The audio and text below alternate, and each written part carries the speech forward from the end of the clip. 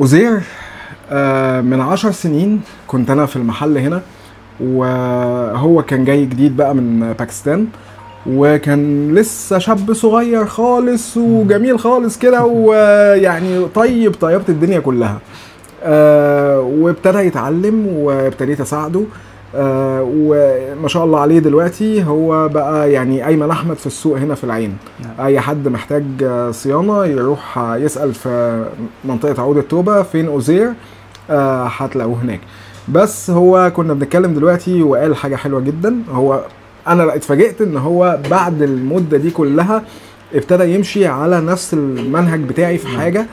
انا دايما ما كنتش بحب ان انا اشتغل 20 تليفون، كل تليفون ب20 درهم.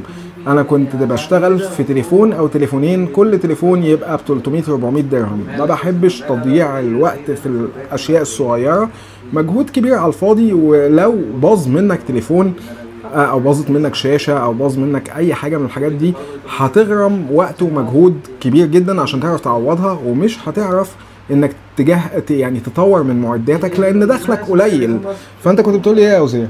انا اقول انا وقت يجي في الامارات لسه صغير، مستر ايمن سوي لي مساعده عشان انا وزياده اي شيء فيه يريد شيء ياتي تعليم سيده، يعني هذا سوي هذا شيء. وقت الحين يصير هذا مصر، انا اشوف كل سوق يسوي شغل مع 20 درهم 50 درهم 20 درهم، كله كامل يوم سوي شغل، اخر شيء تلاقي كم 200 درهم 300 درهم. انا اشوف ليش كل نفرات هذا الشكل في السوق كامل، هذا شكل خربان. الحمد لله الحين وقت انا يجي اشوف ايمن ما شاء الله هو يجي يسوي شغل يوم، واحد تلفون اثنين تلفونات ثلاثة تلفونات وخلاص مرة طيبة، ما يبدل شاشة وبطارية وتاتش هذا الشكل، لا.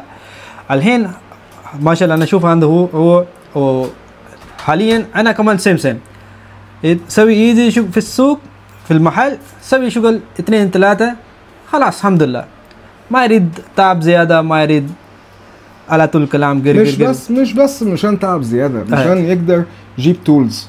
ايه صح. كيف جيب تولز اذا انت سوي 20 درهم 50 درهم 30 درهم نعم. 50 درهم ما يقدر تولز غالي، تولز ما في رخيص. مثلا هنا انا قبل يومين قبل اسبوعين يطلب هذا من البي تولز عشان لبنان، هذا من الواي فاي انلوكينج 1800 درهم. كيف يطلع 1800 درهم من جيبي؟ 50 درهم ما يقدر.